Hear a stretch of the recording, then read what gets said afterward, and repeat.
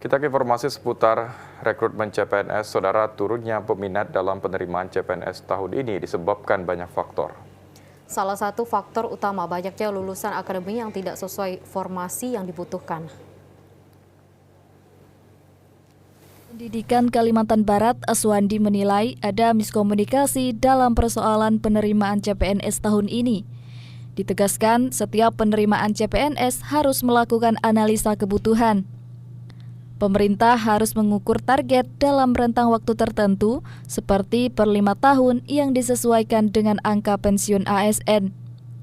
Aswandi menilai bukan karena kurangnya peminat menjadi CPNS hingga pendaftaran tidak mencapai target secara nasional, namun lebih pada kebutuhan pemerintah yang tidak disinkron dengan lulusan yang tersedia.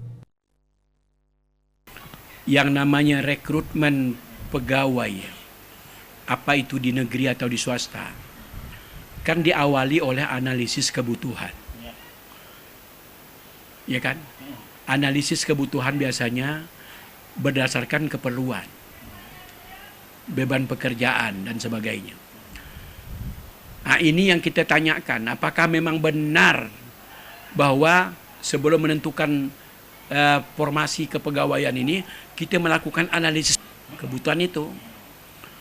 Apa benar guru diperlukan sekian. Kan mesti ada analisis kebutuhan. Selama dia berdasarkan analisis kebutuhan, itu tidak ada masalah.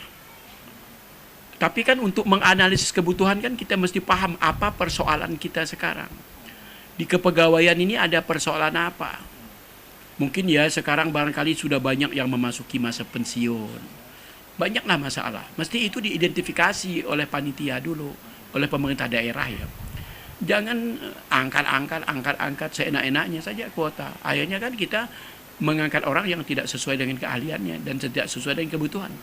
Selama berdasarkan analisis kebutuhan, yang tentu dia berdasarkan masalah yang dihadapi, saya kira tidak masalah.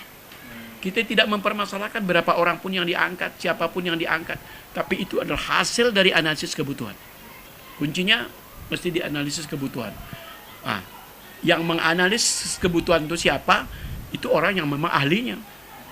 Makanya ya perguruan tinggi mesti dilibatkan sebenarnya. Aswandi mengungkapkan, ke depan perlu adanya rencana strategis semua pihak bersama akademisi terkait rencana formasi kebutuhan ASN agar pihak kampus menyiapkan sumber daya manusia yang tepat.